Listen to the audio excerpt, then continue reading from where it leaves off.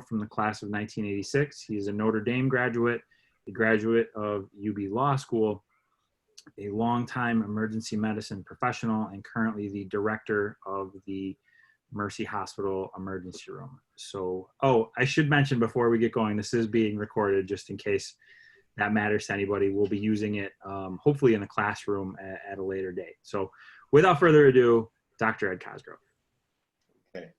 Well, thanks, Jay, for having me today. I'll start out by saying that I'm extremely honored and pleased to have been asked to do this. Canisius High School was certainly a very important part of my young adult life, and probably one of the most, if not most, formative experiences of my life that occurred outside growing up in my own house and inside my own family. So this is a great opportunity. I hope I'm as interesting as your other speakers. Kenny Lehner, who was with you a couple weeks ago, I played baseball with. And I didn't get a chance to listen to Kenny, but I thought that was really a neat topic. Certainly in Leo, who's speaking next week, who was formerly Lenny Rocco, I think before he got famous back in high school, is going to be another interesting topic next week. So I'm very pleased and honored to be here. Just to get started, just as Jay said, I'm the medical director and associate chair of emergency medicine at Mercy Hospital. I'll just give you a little background on Mercy Hospital. Many of you people that I see here are from Buffalo or Western New York and have a pretty good feel for our healthcare landscape. But Catholic Health is one of the two health systems in Western New York. Catholic Health and Kaleida. We see about half of the patients that are seen in Western New York in Catholic Health, and Mercy Hospital is the hub, if you will, of the system. We provide all of the sophisticated stroke and cardiac care.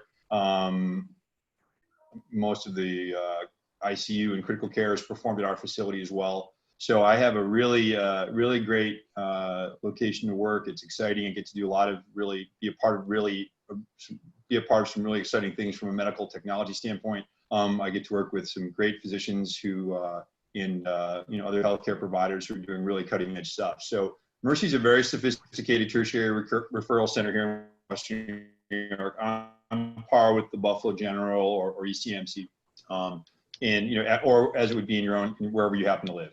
We're a very sophisticated tertiary referral center. As such, we often are, we take care of the sickest people in the system, but we also are intimately involved and have been intimately involved in the system's response to COVID-19. So I'm sure this is a topic that everybody's been thinking about. It's obviously in the forefront of everybody's mind as we've worked through these last 2 to 3 months, which have been very trying for everybody, I'm sure. It's been trying for everyone individually. It's also been, I've been on a lot of Zoom meetings, so if everybody could just make sure that you mute your phone so that there isn't any background noise. I can drone on pretty well, and if I'm boring, you guys can tell me to stop. And I'll stop talking soon enough and want some questions. But in any event, so where was I? Hey, so COVID-19, coronavirus has been something that everyone's thinking about. It's dominated our individual and collective discussions in our society. It's wreaked havoc with our economy. The personal and emotional toll for people has been unbelievable. Something that we have not seen in this country since, frankly, the Spanish flu pandemic of 1918, which interestingly was sort of forgotten in history until now.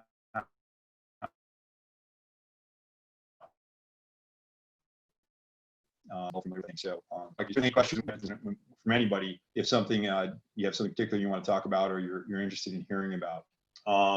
So in Western New York here, we've been able to reopen a lot of what we're doing, partially because of the outstanding work done by our Department of Health, our political and public health leaders who've really kind of organized a great response to control and bend the curve. I think we've all heard that term before.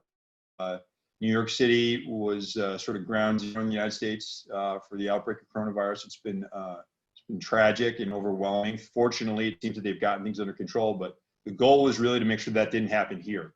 And as I said, I think there's kudos go out to our political and public health leaders for really managing, I think, a very, very well organized and well thought out response to this. And I think we should be thankful for that. I know many people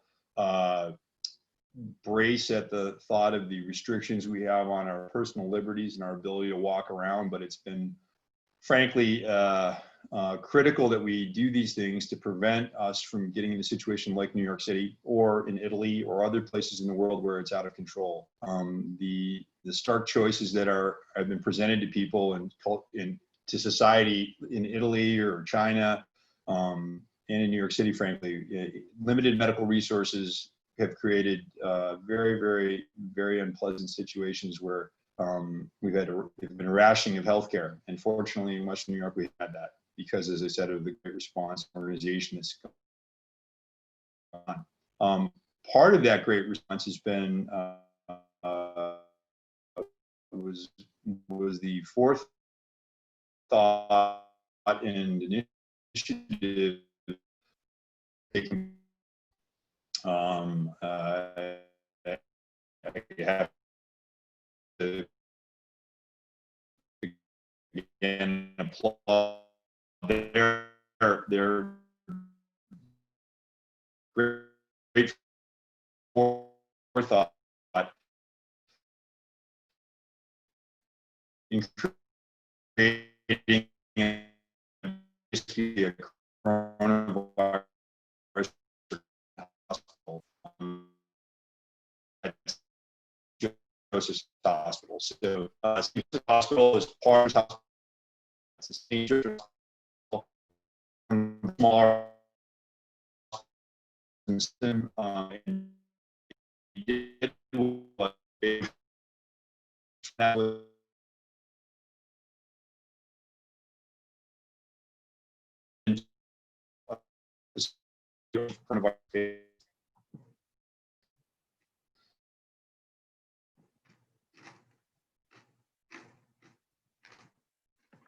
Oh, somebody else is on here now. There's somebody in the Zoom.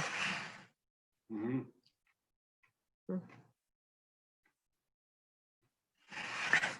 I think we're having some technical difficulties here. Just bear with us for a second, folks. Oh, it's the technician.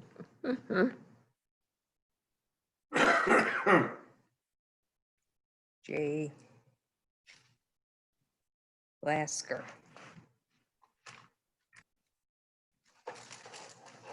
Hold on, we're just having some technical difficulties here. It's not Hutch Tech. Mm-hmm.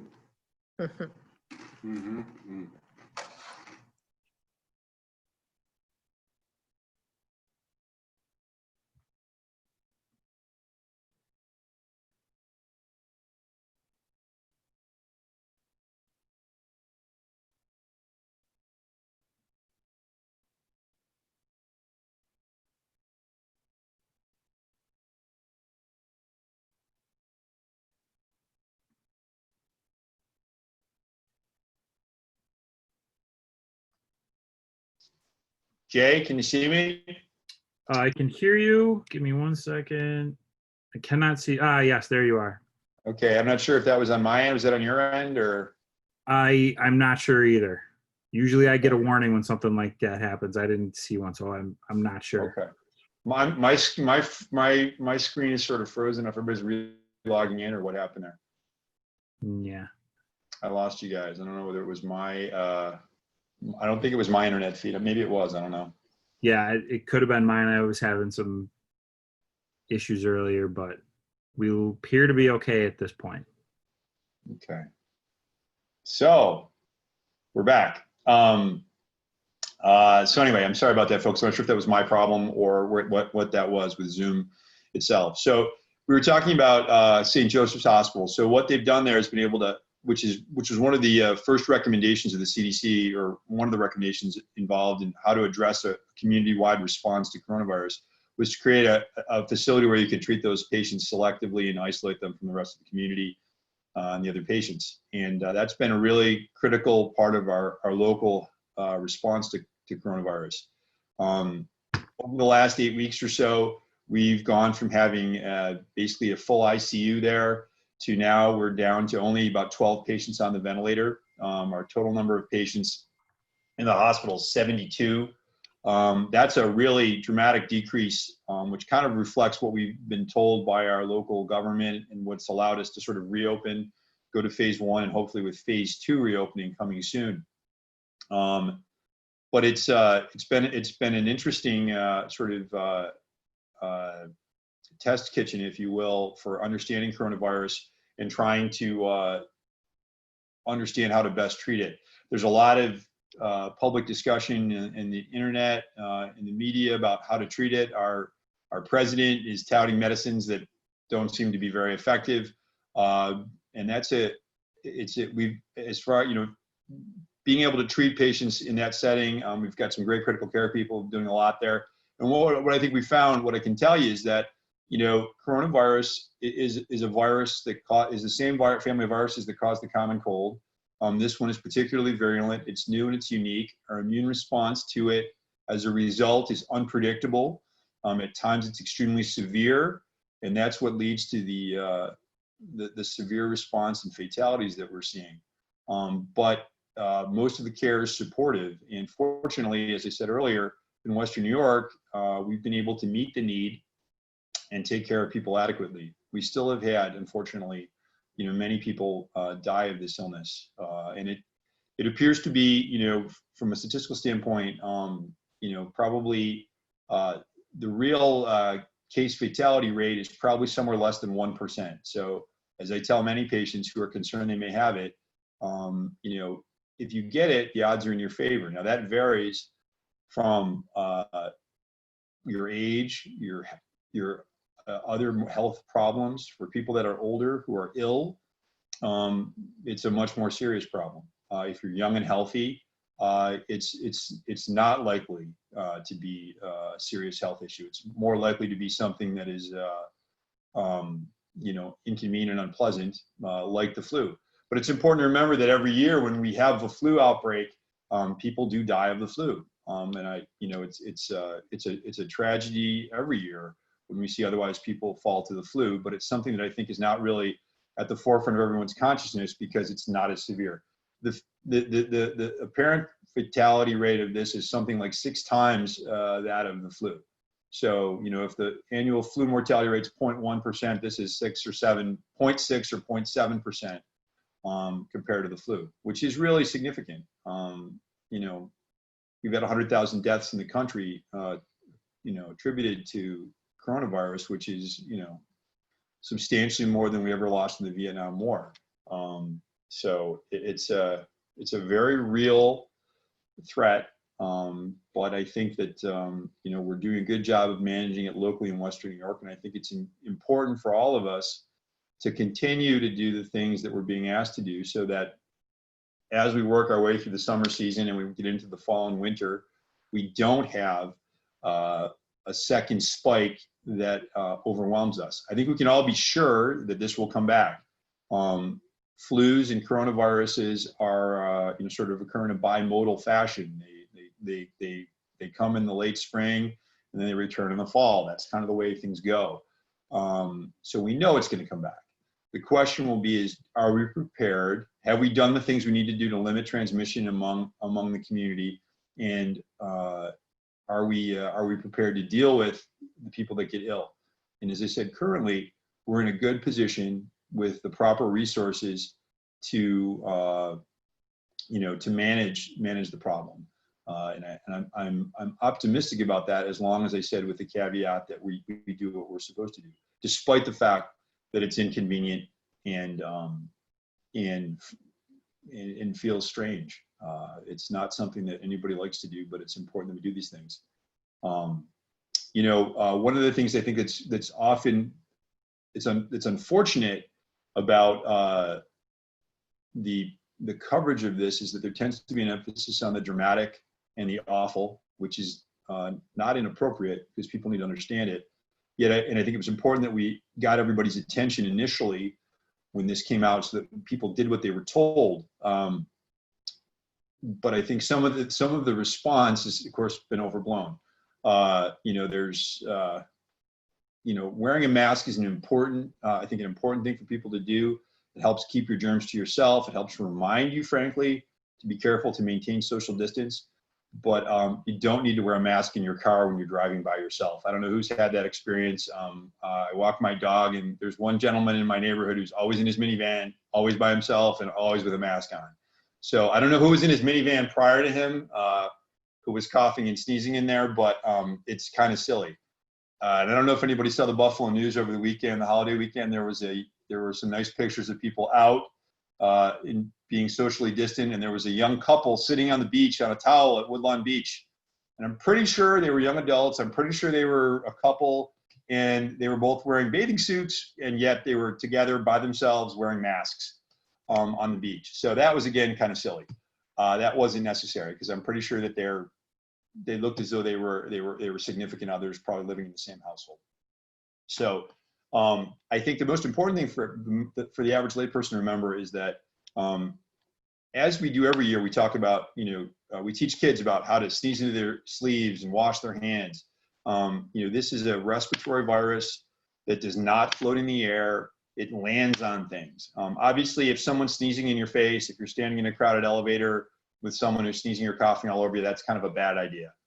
But casual contact, walking past someone in the hallway, walking past someone in the grocery store, that's not a likely point of transmission.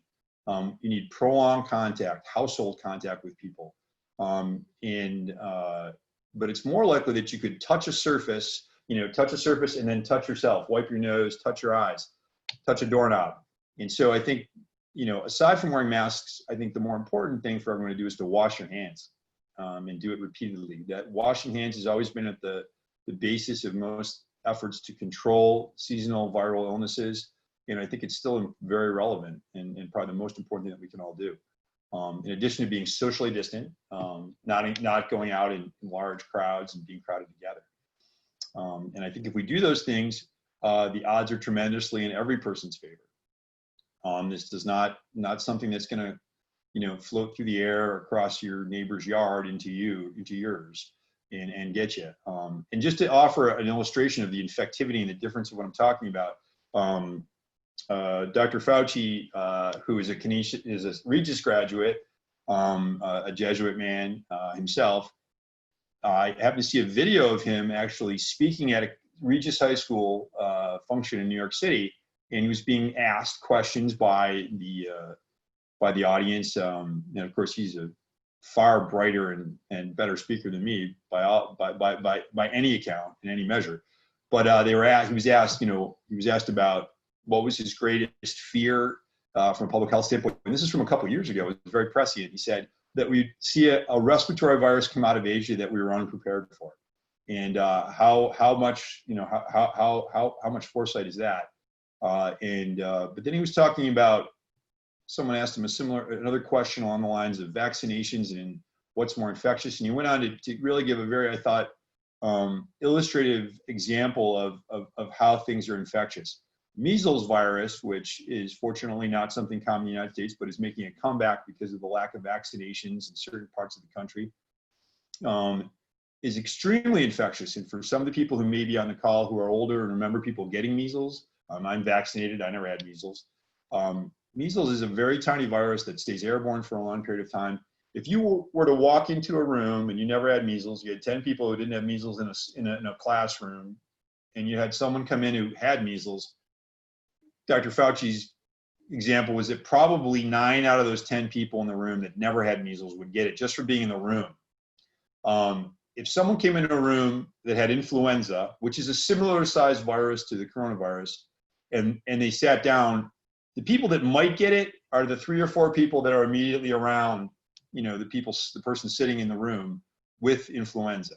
So that kind of gives you an example that I think is easy to understand about how infectious it is. It's very infectious.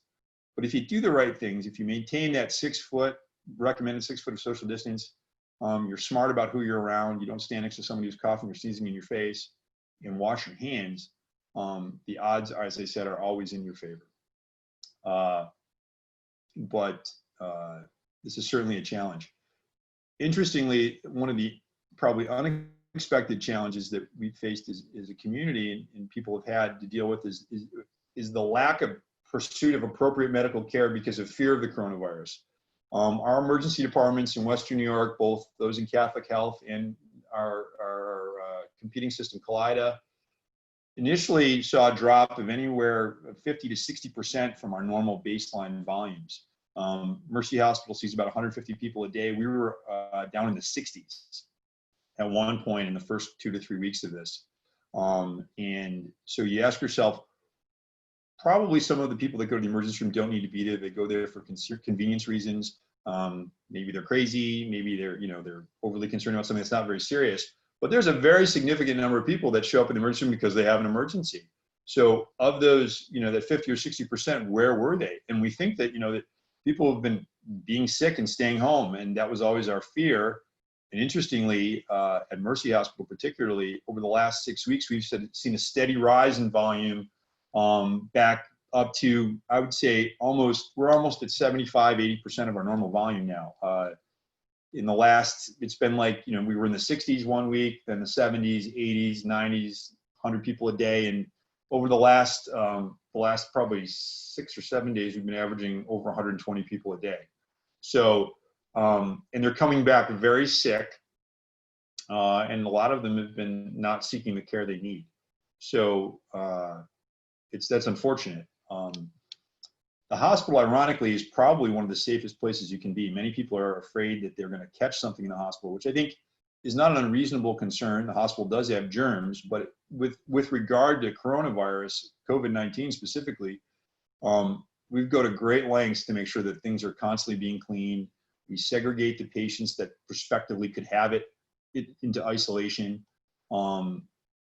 Catholic Health, because of the existence of St. Joseph as a COVID hospital exclusively, we don't admit anybody to any of the other hospitals who have coronavirus. They're treated at St. Joe's. So I would encourage anybody who lives in Western New York who's on this call to, if you need help and you need medical care, seek it out. I don't think you need to worry about getting it from an ER visit.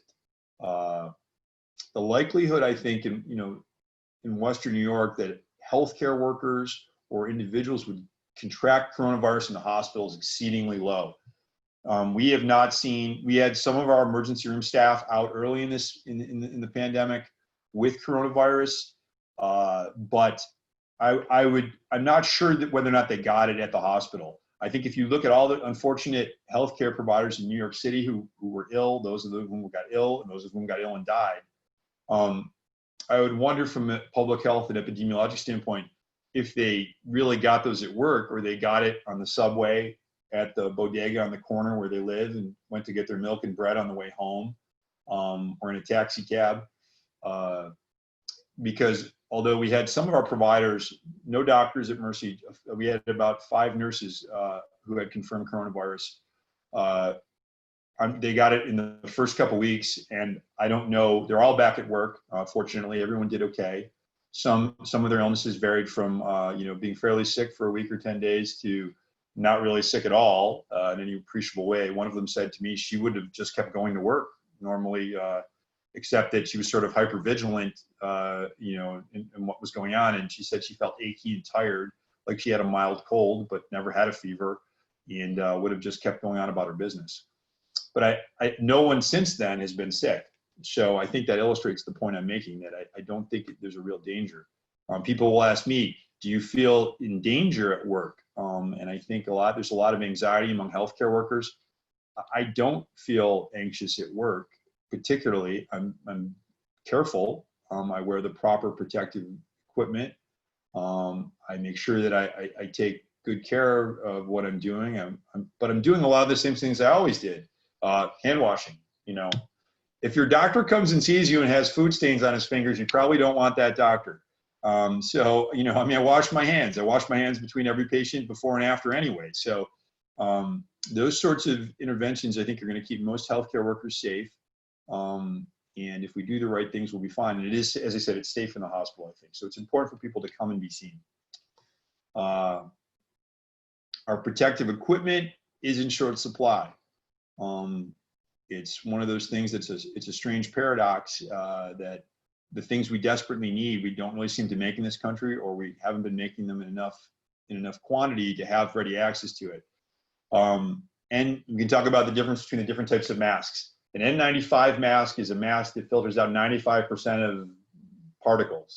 It's the kind of mask that's guaranteed to filter out the coronavirus. A surgical mask, or the mask that you're wearing in the grocery store, will not do that. What it will do, that kind of mask does, it keeps you, if you cough or sneeze, from aerosolizing your saliva and spreading it out and letting it land on things. But it's not really going to protect you per se if you were ever in close contact with someone who had it and was coughing and spreading viral particles with their sputum as they were coughing. The N95 mask is the one that we really have in short supply. Supplies are reasonable, and I think the concerns in Western New York were that we would be the way they were in New York City, which was completely overwhelmed and not having enough. We're okay in Western New York, but certainly there's something that we monitor every day. When I go to get a mask, I use it all day. I save it. We've looked into methods of re-sterilizing the masks in the event that we get to a point where things become desperate, in desperate short supply. But we're not there yet. So we're okay in that regard. But that's in part because as I said earlier, we've been able to avoid the disastrous things that happened in New York City. Testing is probably something we should talk about. The coronavirus testing is an RNA test. We do a nasal swab, which if any of you have had the test done, it's no fun. They put like a giant Q-tip all the way back to the base of your brain almost, it seems, and they swab it around, and it's a less than pleasant experience, but it gives us a good sample, and we check it for the RNA of the virus. Those tests are fairly accurate. There may be some false negatives, but if the test is performed properly, and I always ask patients if they tell me, oh, they had a negative test done a week ago, was the test miserable, and did you want to punch the nurse or doctor who did it to you? And if the answer is yes, then it was probably done properly, and it's probably reliable. The antibody test is a blood test that looks to see if you've been exposed. So now we're trying to do testing, and they're encouraging people to be tested. There's a big significant public health benefit, so that we know who has it and where it is and how pervasive it is in the community. That's very important information. So getting a test is not an unreasonable thing to do. I think that the number of people who have it is probably more than we know, but far less than most people think. Because I think if you ask a lot of people that I work with, I just got done talking to one of my colleagues as I was leaving work today, and he's convinced he had it. And I don't think he had it objectively, but he's convinced. So he's going to go get tested. And I told him I'd bet him a round of golf that, socially distant golf, that he doesn't have it. So, but those are, going for a test if you're concerned or you think you should be tested, please do it. There's opportunities now everywhere, I think, in the country. Some places better than others. In Western New York, the Department of Health has testing sites. Catholic Health has testing sites now set up where you can go, be scheduled for a test, and get one done.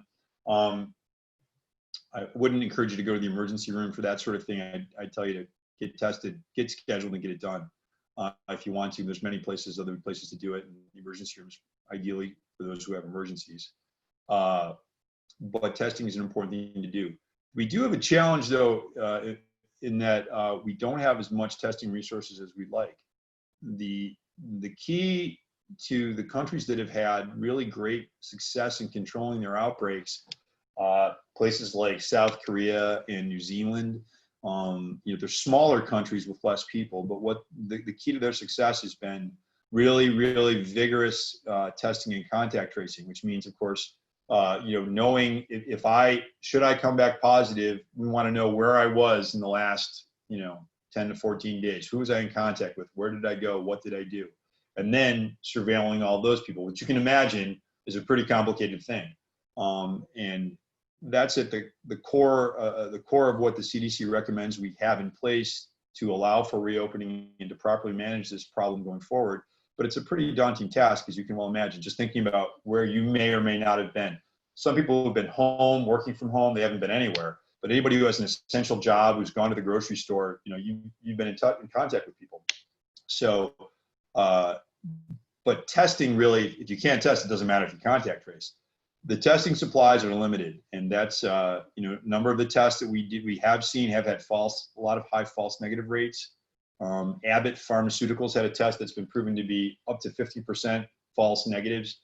The test that we were using, Catholic Health, was far better than that, more in the order of 5 or 10%, which is much more acceptable. But we have problems getting the supplies to run the test. The test we were doing, which really facilitated things, was a rapid test that we could get the results in an hour. We can't get the supplies from the company. So as a result, we've had to go to another company. The lab at Catholic Health happens to own a machine that can also do this other company's testing. And unfortunately, that turnaround test takes over 3.5 hours to get the test done. The sample has to be prepped and run the machine. And you can imagine going from 45 minutes or an hour to 3.5 hours, the amount of time it takes. A queue will form, and so testing becomes much more laborious. And it makes it more difficult for us to manage patients in real time. For instance, today, I had a very sick gentleman with a fever of unclear origin, critically ill, needed to go to the ICU, and our challenge was, where do we put this gentleman? We stabilized him, but if he has coronavirus, we need him to go to St. Joseph's Hospital. If he doesn't have coronavirus, he could stay at Mercy Hospital. Part of that is so we keep people safe.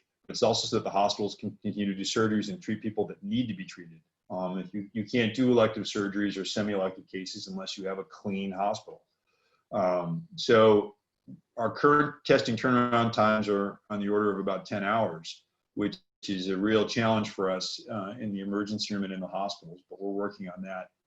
But it sort of illustrates the multifaceted challenges we see. We have to have patients and individuals doing the right things to maintain their own personal health. We have to have the healthcare resources available to take care of the people when they get sick, and we have to be ready in the event that things get out of hand. And so all these things together pose a really complex challenge that is probably more amenable to a discussion like this we're having, which is great.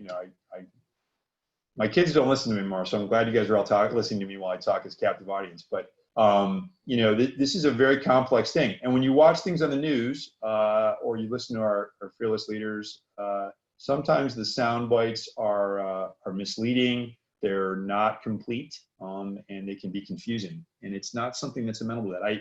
You gotta. I guess my message would be, you have to listen and read and pay attention. A lot of the stuff that comes out, as I said earlier, is frightening, and it's to get people's attention, to get them to comply. Some of it is perhaps overblown in the sense that, like I talked about, the guy wearing his mask in the car. I had a gentleman walking in Chestnut Ridge Park, shouting 6 feet, 6 feet to everybody who was walking past him, more than 6 feet away. But he was very anxious and nervous. He was wearing his mask while walking, in the park. I can't tell you how little risk he had of being sick. He had more of a risk of asphyxiating himself, not being able to breathe adequately through his mask, and getting dizzy and falling over than catching anything as he was walking on that nice Saturday morning 2 weeks ago. And I don't mean to make fun of him as much as to kind of illustrate the point I'm making, that I think we need to be really realistic and understand what we need to do and take it very seriously. But if we do that, we can probably lead more normal lives, and yet still be prepared for what's coming. Are we going to see football games in the fall? Probably not. Probably shouldn't. Sabres games, no. I think, we need to be societally really smart about this. Jay mentioned I went to Notre Dame. Notre Dame's going to send kids back to school August 10th. Basically put them in a bubble. There's not going to be any break, and they're going to end their semester at Thanksgiving. No fall break, no Thanksgiving break. They're just going to keep everybody there and study. And I don't think that's unreasonable. It'll be a challenge for them. I'm not sure that they were still talking about it, but they're going to hopefully be done before the second wave of this really gets bad in the winter. That's the kind of strategy we need. So when we talk about reopening schools, and let me just say, the Cosgroves need to go back to school. There is no doubt that we do not need to be home anymore. But that's a challenge, and it needs to be done properly. But also, I think it can be done if we're good about being responsible. We don't send our children or ourselves to work if we're sick. We stay home. We're vigilant, and we make sure that we spread people out as much as we can.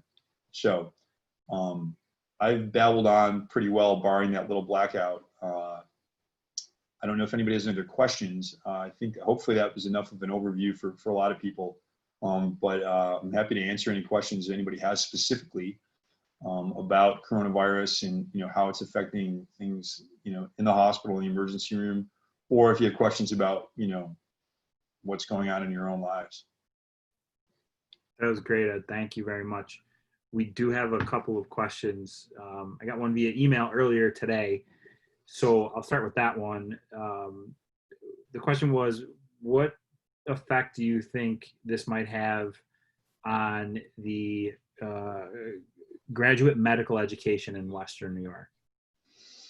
Well, interestingly, when this first started, we sort of put a clamp down on any students, any people rotating, that weren't residents. I think people probably saw the news. They rushed a lot of people who were graduating from medical school into the hospitals to start working as physicians and to kind of bolster the ranks, if you will. I don't think it's really going to have any effect, as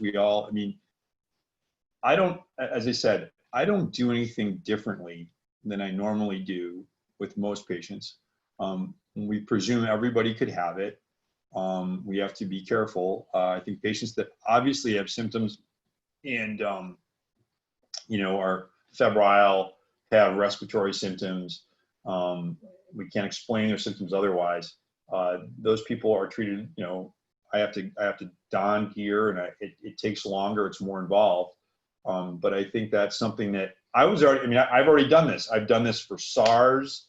We prepared to do it for Ebola when there were a couple of people with Ebola that got to the United States. So this is not something that's new to the healthcare profession. What's new about it for us is the degree and magnitude of it. And that's where the system, we're lucky we live in the United States. We do have the most sophisticated healthcare system in the world. Is it necessarily the best? That can be open to discussion based upon outcomes, and do we do as much as we should for preventative care? I don't know. But our ability to take care of sick people is really unparalleled in its capacity and its level of sophistication. So I think graduate medical education probably will be largely, I think, unchanged.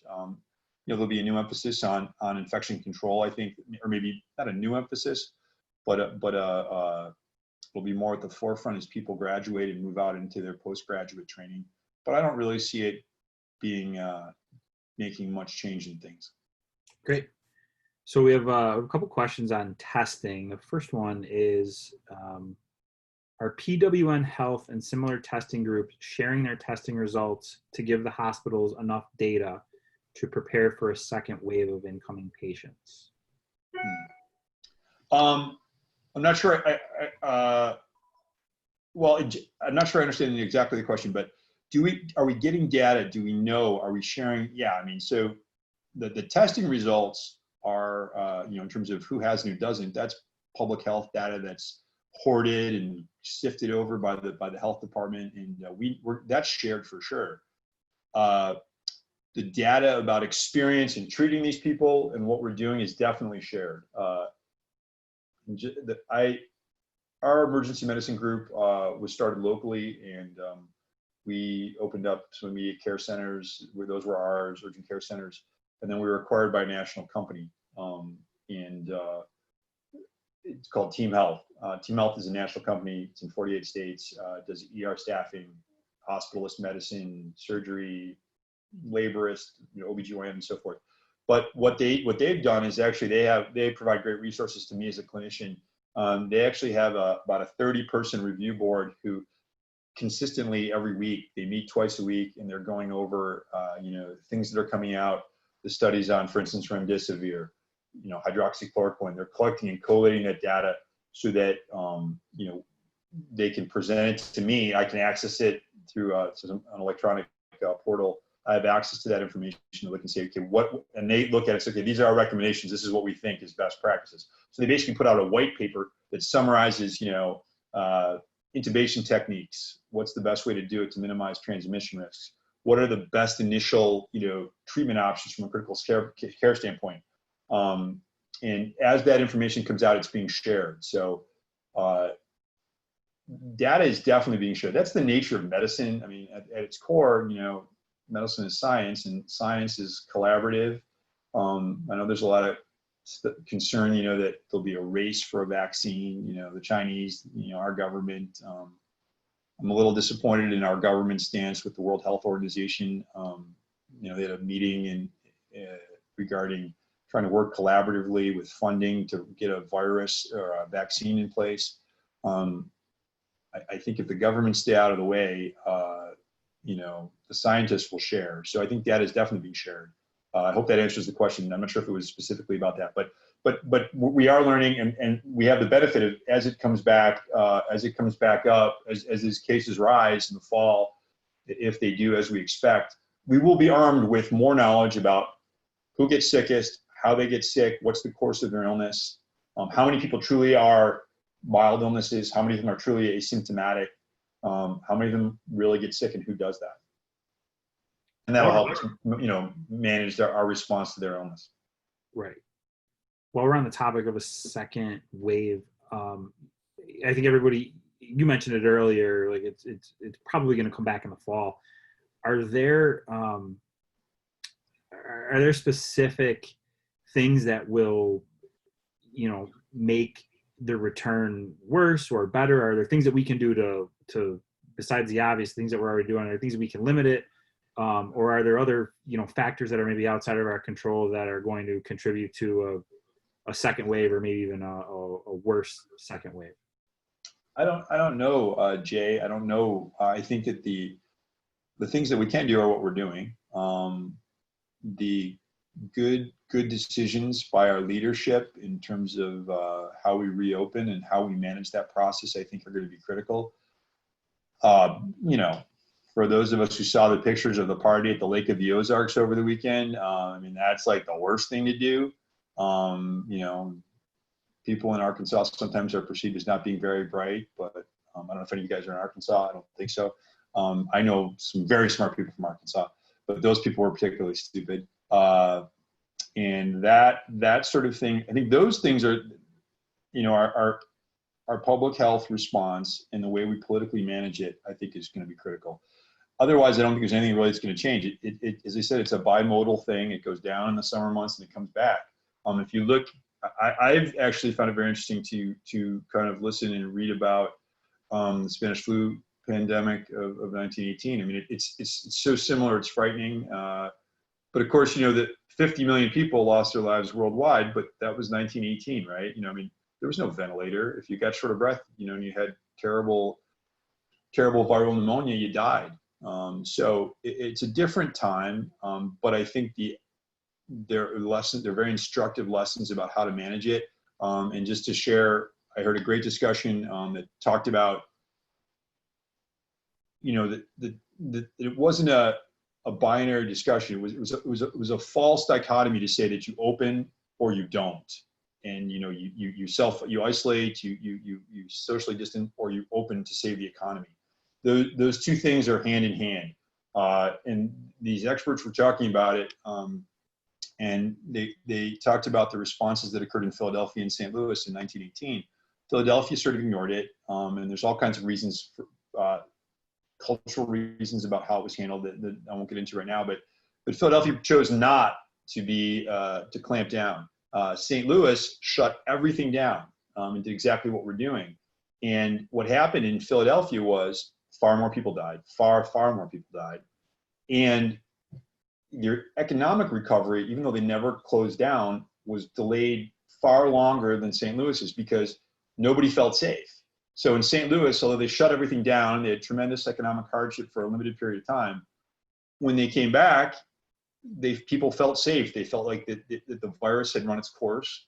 They had herd immunity, and of course everybody got it, and they survived. They had herd immunity, and then they felt comfortable coming out. Whereas in Philadelphia, if you read or watch documentaries about that, every other house had someone dying. It was like the Black Plague, and so nobody was comfortable, and hence their economic recovery was delayed. Delayed. So I think that we need to be really careful about what we're doing. You can't think about one without the other. The economic impact is terrible. The irony, right, is that healthcare systems are struggling. You're going to see hospitals go out of business nationally because they have no money. They were always operating on a thin margin, and yet they're the tip of the spear fighting the battle. And the economic loss that everyone has experienced is even affecting healthcare. I have never taken a pay cut as a physician. I've never necessarily got a raise, but I mean, it's never gone down. I've taken a pay cut. I have decreased hours because the company that pays me is in really serious financial straits because there's no business coming in because no one's going to the hospital. And the business of healthcare has stopped, just as the business of everything has stopped. So we have to think about how we manage our economic response. And we have to think about that in terms of how we keep people safe. But if we don't do both, neither, it won't make any difference. It's a really interesting way to look at it. The next question on testing was your opinion on the timing for testing. How long do you think someone is shedding virus before they are sick? I believe, the recommendations are like 4 or 5 days. I think you could possibly have it. I think that's where we're not, we know that there's a time period when you first get it where you may not be shedding virus. I think, the first few days, 4 or 5 days, I think is generally kind of accepted timeline. I'm not really sure that that's entirely accurate we're not going to know that for sure until we're looking at it in hindsight. But we know that for the first few days, you may be negative. But I think, it's an RNA test. It's a very accurate test if it's done properly. Some of the rapid tests, though, as we said, the Abbott test particularly, which was being used by Kaleida, actually, and it's the one that originally the president was touting back when this started. It has up to a 50% false negative rate. I believe the Cleveland Clinic, I think, did a study back about a month ago looking at all the testing modalities that we have, and Abbott was the one that was really not very good. The other ones were all in the neighborhood of 5 to 10% false negative. And you get into that range, you start thinking about, is it a proper test specimen collection, or was the test itself inaccurate? So probably just 4 or 5 days. And then you get into the issue of, on the back end of it, how long are you shedding virus? And I don't know if there's things have been written about people that have stayed positive for long periods of time. We actually had one of our nurses who was fairly sick. She was hospitalized at St. Joe's for a couple days, but was recovered over the whole illness for her was about 2 weeks. Recovered, and she had a positive test for 4 weeks. And the question was why. And if you've seen in what's been written in the media, what we think is that people they don't have active virus anymore. They just have remnants in their system of the RNA of the virus floating around. And that's what the test is picking up, which shows you it's very sensitive. But for most respiratory viruses, when people have influenza, what we recommend is that you consider yourself infectious until you're 24 hours, 48 hours fever free without Tylenol or ibuprofen. And I don't think it's necessarily unreasonable to think about coronavirus in the same way, same fashion. So, I would say that what I think is that you're probably asymptomatic for a few days on the front end. When you're febrile and ill, you're definitely infectious, and you probably have a day or two on the back end where you still may be when you feel better. But once you're afebrile, that suggests your immune response has been complete. You're better, you're afebrile. Even if you still feel tired and you're recovering, your active immune response has subsided. So that would suspect that you eliminated the virus from your system in its active form. Great. So we're at 5:54, so we have a couple more minutes. I think we've answered all the questions I have from the chat and email and everything. So I'm going to open it up. If anybody else has a question, go ahead and unmute yourself and let her rip. I have one, Ken Joyce. Okay, can you hear me? I can, Mr. Joyce. Okay, hi. I'm in Massachusetts, and every day the Department of Health here posts a set of statistics telling how many tests, how many test positive, how many people died, what the rate of hospitalization is. And it's very confusing when you're looking at these to determine which ones that you can, you should give not credence to, but consider more important than others. And I was just wondering, is there any one or two priority that you could give to those types of statistics? Well, I'll tell you, Mr. Joyce, I think that those sorts of data points, I think hospitalization rates are important because that gives you an overall feel for, because what we know is, right, that very few people get critically ill with coronavirus. The vast majority of people have an illness that's not unlike the flu or a cold. So if you have hospitalization rates that go up, it suggests that you have far more people in the community getting it. So that's kind of, it's a surrogate, you know, because we can't test everybody. So I think hospitalization rates are the ones that we follow most closely. That's why, you know, and I'm not sure what they're doing in Massachusetts, but that's what Governor Cuomo's, you know, how do you know you can reopen is, you have to have 3 consecutive days of decreasing hospitalizations. I think the most important thing to try to make sense of that is being able to graph it out. I don't know if you want to take the time or you have access to a graph, but seeing in a graphic format, you know, you can see whether it's going down or going up. Because I get emails all the time about how many people are hospitalized in Catholic Health, who's where, how many tests. And the isolated data, you know, like I can see, like, okay, there's been this many number of tests positive, this number of people have, you know, have been discharged, these people have been on the ventilator. But when you don't see it graphically represented, it's tough to follow. I was saying earlier that the company I work with had access to, you know, I have access to a lot of data, and they had access to, I can't remember off the top of my head where the website was from, but it was like, I think if you go to like the WHO or the CDC, you may be able to find a graphical representation by state. And that's what it was. You could do it by state and even by county. And it was really interesting because you could see, this is when we were really concerned about it getting out of hand. And they had a graphical representation that it really allowed you to look at it and say, okay, here's where we are today. Here's where we fear we might be. Here's where we need to keep the curve down to.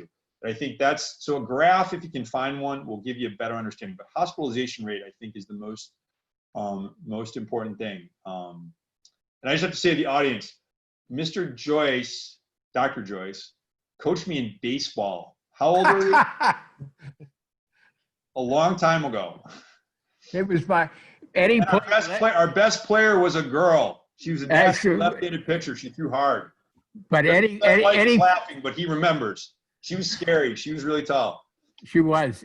But I just want to, now that I've been invited to speak on that, even if I haven't, Eddie played left field, but he was my first relief pitcher. Well, I didn't play much. I didn't move very much. You'll be glad to know, Mr. Joyce, that all my kids run better than me. Mike's laughing too. It's not funny because it's kind of crazy. It comes from Michael Joyce was Eddie's catcher. Joyce, whose name I apparently have on this broadcast, as my daughter. She was the mascot. Yes. That's great, Mr. Joyce. Thank you for the question. I think Dr. Boersma, who was on with us, it looked like maybe you were trying to ask a question. Are you still there? Do you want to ask a question? Did we lose him? Okay. Anybody else? Is there just a minute or two left if there's any other questions before we wrap it up? Great. Excuse me. So I just want to say thank you to Dr. Cosgrove. This was really fantastic. We really appreciate you taking the time out. I know you're busy to come in and speak to us on this. So thank you so much to you for giving us your time and being so generous. And everyone that joined us today, this has been one of the most popular ones that we've had. So thank you all for coming. Thank you all for joining us for these. I've seen a few people that have that this is not the first session that they've joined us on. So thank you so much for that. We have one more coming up next week with Leo Rocco, as Ed mentioned in the beginning. Leo is a very successful entrepreneur out in San Francisco. If you have ever ordered a coffee from Starbucks using their app, Leo was the one that designed that software. So join us next week if that's something that you think would be interesting. The last thing I want to say, we typically don't solicit donations on these talks, but today is our day of caring for the school.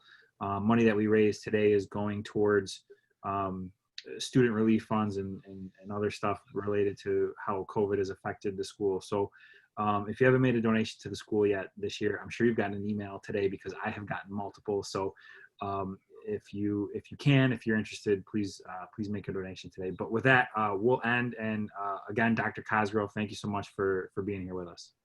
You're most welcome. Thank you, Ed. See you, everybody. Take care, everyone. Thanks, Ed.